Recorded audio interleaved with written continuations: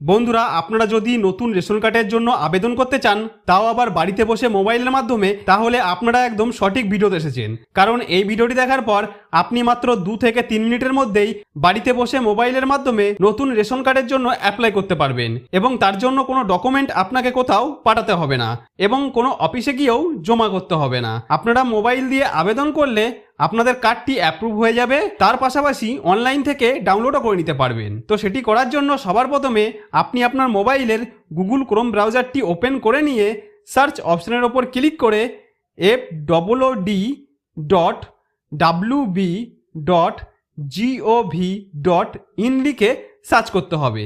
তো সার্চ করলে আপনার সামনে এরকমভাবে পশ্চিমবঙ্গ ফুড ডিপার্টমেন্টের অফিসিয়াল ওয়েবসাইটটি খুলে চলে আসবে। তো এই পেজে সবার প্রথমে সিটিজেন হোম নামে একটি অপশন দেখতে পাবেন, এর ওপর ক্লিক করতে হবে। তারপর এরকম আসলে এখানে সবার প্রথমে রেশন কার্ড রিলেটেড কর্নার নামে একটি অপশন দেখতে পাবেন, এখানে ক্লিক করতে হবে।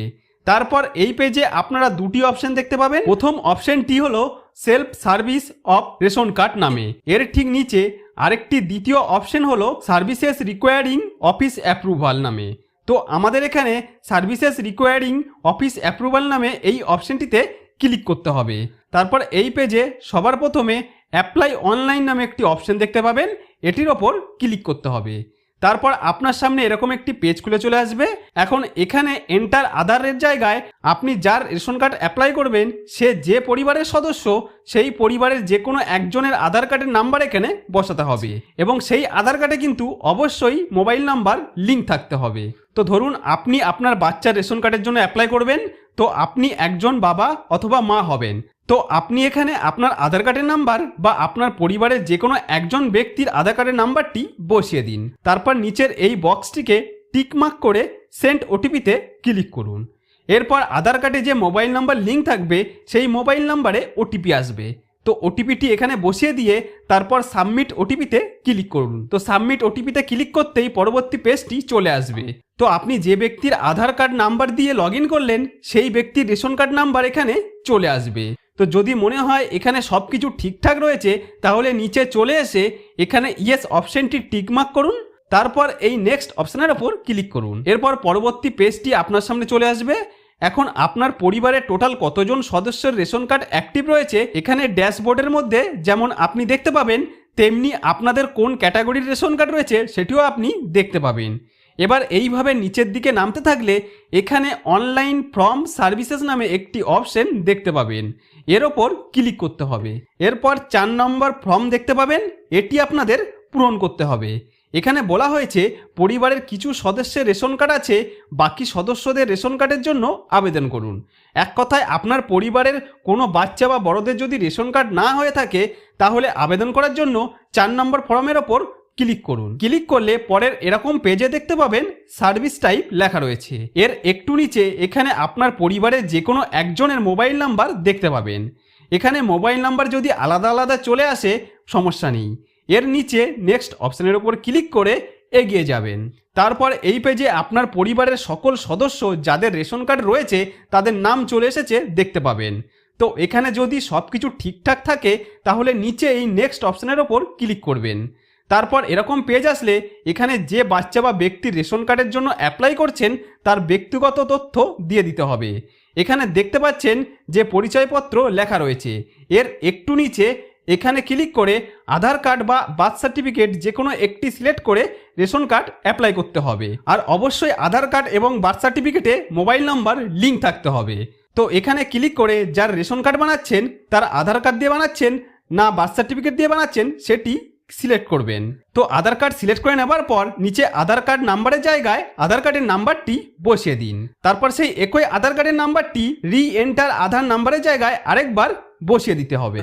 আর যদি আপনি বার্থ সার্টিফিকেট সিলেক্ট করে থাকেন তাহলে নিচের এই দুটি জায়গায় কিন্তু আপনাকে বার্থ সার্টিফিকেটের নাম্বার বসিয়ে দিতে হবে। তারপর নিচে ভেরিফাই অপশন দেখতে পাবেন, এখানে ক্লিক করতে হবে।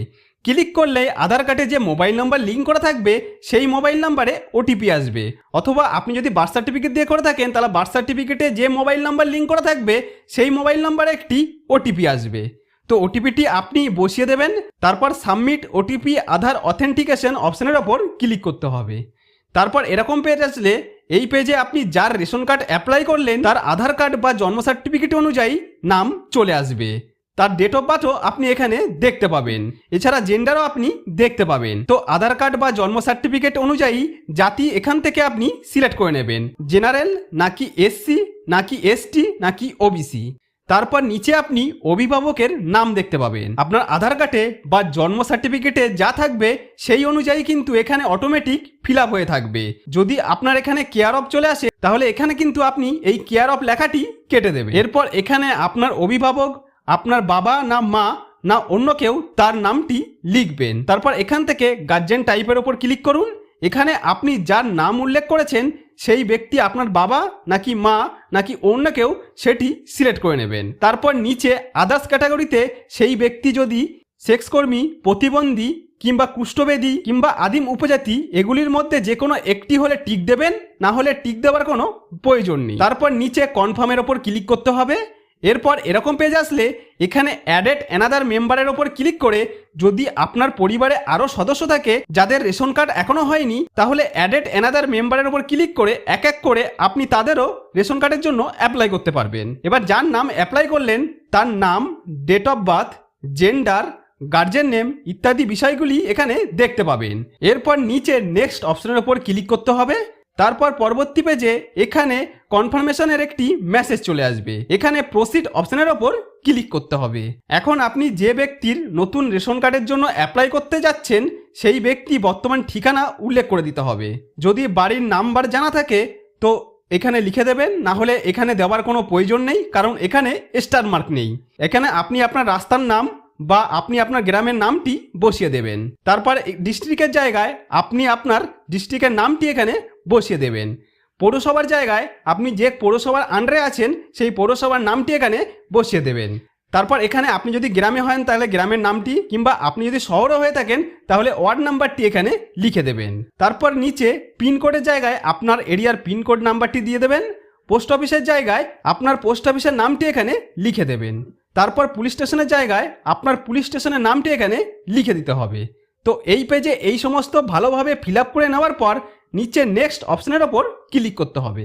এরপর এরকম পেজ আসলে এখানে আপনাকে ডকুমেন্ট আপলোড করতে বলবে। তো যদি আপনি আধার কার্ড দিয়ে রেশন কার্ড অ্যাপ্লাই করে থাকেন তাহলে এখানে কিন্তু আপনার আধার কার্ডের ছবিটি আপলোড করতে হবে, এবং যে ছবিটি আপলোড করবেন সেটি কিন্তু 300 কেবির মধ্যে হতে হবে। 300 কেবির বেশি হলে কিন্তু আপনি এখানে ছবি আপলোড করতে পারবেন না। তো আপলোড করার জন্য এই চুজ ফাইল অপশনের ওপর ক্লিক করে তারপর আপনার ফোনের গ্যালারি থেকে আধার কার্ডের ছবিটি যেটি 300 কেবির মধ্যে রয়েছে সেটি সিলেক্ট করে এইভাবে আপলোড করে নেবেন। তো এখানে আধার কার্ডের ছবিটি আপলোড করে নেবার পর এইভাবে নিচের দিকে এসে এইভাবে একটি একটি করে বক্স দুটি সিলেক্ট করে নেবেন।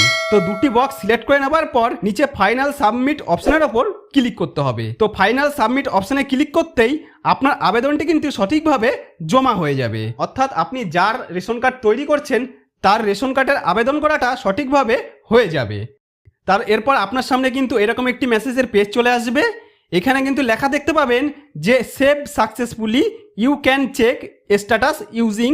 আধার নম্বর দিয়ে 4টি সংখ্যা থাকবে আর মোবাইল নম্বর দিয়ে 4টি সংখ্যা থাকবে। অর্থাৎ আপনি এখানে যে 4টি সংখ্যা দিয়ে আধার নম্বর দেখতে পাচ্ছেন অথবা এখানে যে মোবাইল নাম্বারটি রয়েছে সেই মোবাইল নাম্বারটি দিয়েই তার স্ট্যাটাস চেক করতে পারবেন যে রেশন কার্ডটি হয়েছে কিনা। তাহলে বন্ধুরা এইভাবে খুব সহজেই আপনারা আমার স্টেপগুলি পরপর ফলো করে আপনার পরিবারের যার রেশন কার্ড হয়নি তার রেশন কার্ডের জন্য ফর্ম সহজেই ফিল আপ করে সাবমিট করতে পারবেন।